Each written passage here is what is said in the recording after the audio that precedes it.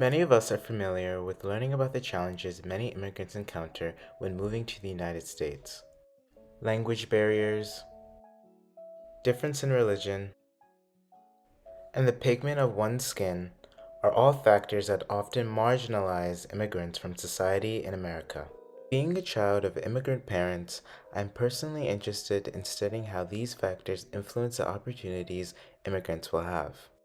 However, there is an unrepresented group of people that encounter similar challenges in their migration despite not legally being immigrants. Individuals from U.S. territories can endure those same challenges despite being born American citizens. These territories are located outside of the United States and can range from a population size of 0 to the millions. One U.S. territory I chose to focus on is Puerto Rico, which has a population size of 3.1 million. To speak on behalf of the differences of national identity, I interviewed Jose Jimenez, who is currently an assistant professor in the chemistry department of Augusta University. Yes, my name is Jose Jimenez. I'm originally from a very small town in Puerto Rico called Adjuntas. I come from a rural area. My father used to be a farmer, and my mom a housewife with very little education. And then they were very hardworking people. So they were always enforcing in their children the need for studying and preparing themselves academically to somehow succeed.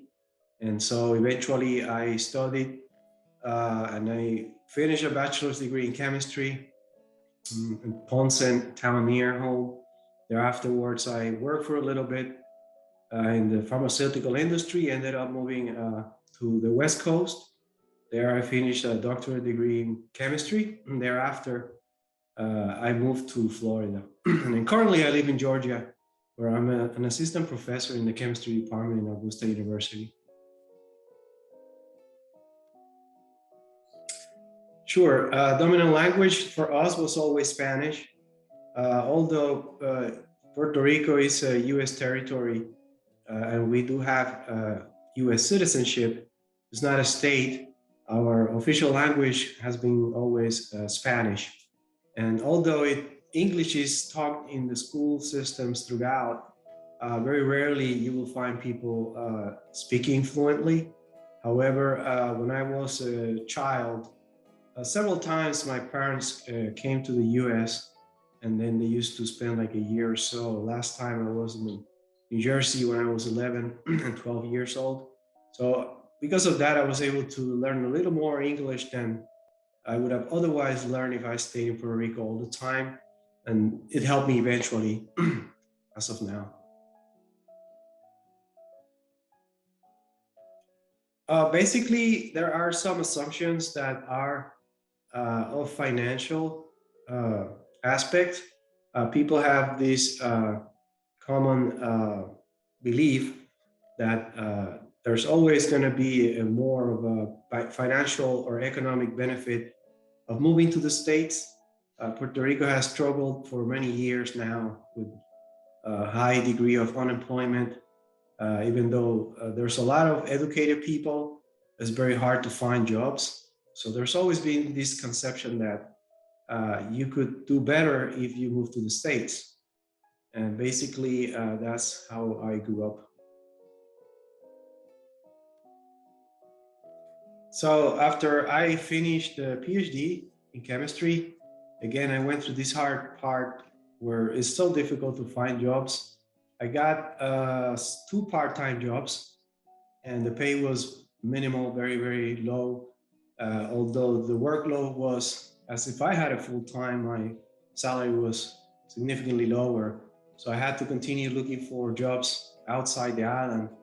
And eventually, I found this postdoctoral researcher opportunity in the state of Florida, in the area of Sarasota. And so there I went just from Puerto Rico, Mayagüez, to Sarasota there in December 2009 to work in a temporary job, by the way. It was not a permanent one. I knew that beforehand, but it was the best I could have at the moment. And it's also the expectation when you have a PhD in science, you should do this type of thing that can also help you eventually land in a better job in the future. So then I went to Sarasota at New College of Florida, and then I spent a year and a half during this postdoctoral appointment. I would say one of the main ones was the language. Even though I had learned a little bit when I was a child, I went a couple times to New Jersey with my parents because I would only speak Spanish in the island of Puerto Rico. When I moved to Florida, I had this very big difficulty in the sense that I could understand everything if you had given it to me written. But the pronunciation makes it so much different. And therefore, I struggled a bit, let's say, for the first year in terms of getting along and being able to establish conversation in the English language was a big challenge for me at first. Again, mostly because of the pronunciation, but I could see everything written and I would have no problem. But it took me a while to get adjusted. Yeah. Native American people speaking English, they have their own accent. They tend to abbreviate a lot. I noticed that. And sometimes I could not figure out what they were saying. And it's because they were just using a certain abbreviation that it was so common for them, but I had no clue.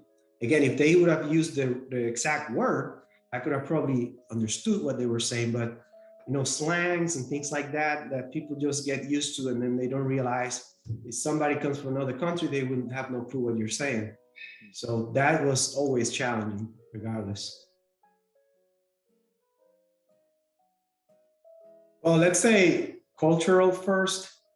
It was not as big of a difference because we were already very familiar with the American culture. I mean, Puerto Rico has been a territory of the US in 1898. Prior to that, it was part of Spain. But thereafter, many things that you can find here in the US, you could see in Puerto Rico nowadays. So I was very familiar with many things culturally speaking.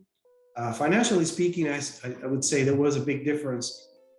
It was true what I learned that uh, financially you can get better and more higher pay jobs in the US. And in Puerto Rico, it was not the case, even though it was also already very difficult to find jobs. If you could find them, you would still not get paid very much. So I would say I experienced the fact that for me, it was much better financially to actually come to the States. Um, I have not experienced much of that myself, except for the fact that sometimes others had picked up my accent when I speak English, and uh, pretty much that. But really, I couldn't say that it has been a very strong aspect that I would be worrying about. Well, my expectations before moving was that I was going to have uh, at least more financial stability, and that I was going to be able to continue in the sense of my career as a chemist. And in reality, I can tell you that was fulfilled. And I would imagine if I stayed in Puerto Rico, I would have not been able to get, let's say, career wise, as far as I've gotten in the US.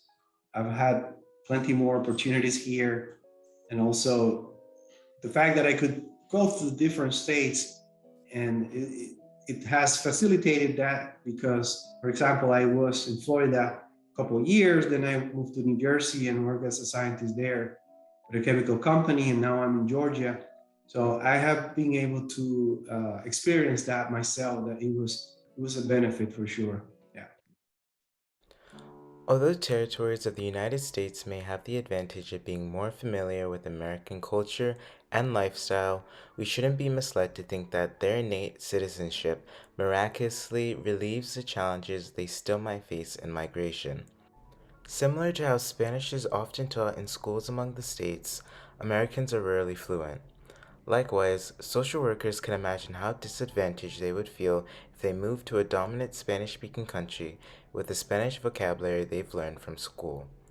Without having the opportunity to visit the States to practice his English, Jose would have had more of a struggle with developing an English lexicon.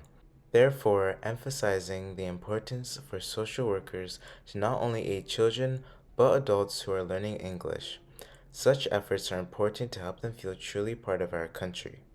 Without these, individuals from U.S. territories like Puerto Rico might remain ostracized and targeted in American society. Additionally, it is important for social workers to introduce different accents, pronunciations, and slangs of the English language to, on a micro level, help migrants avoid speech marginalization. Jose also reinforces how universal the desire to find better opportunities in America is. Although the territories are collectively part of the U.S., their economy is distinctly different. Jose mentions how having a degree is not financially influential in Puerto Rico as it is in America. With even a PhD, Jose still experienced a low salary with high demands. But the states provide a higher financial opportunity that invites many like Jose to migrate. Although born citizenship may make it seem like it's easier to pursue those desires, America provides little aid to help facilitate that transition. This emphasized the fallacy of the American dream, which is more achieved by individuals with privilege. But ultimately, Jose is a testament to the multifaceted American identity. Social workers should be aware that the American identity does not have one face or accent. The identity extends beyond the boundaries of the states within America.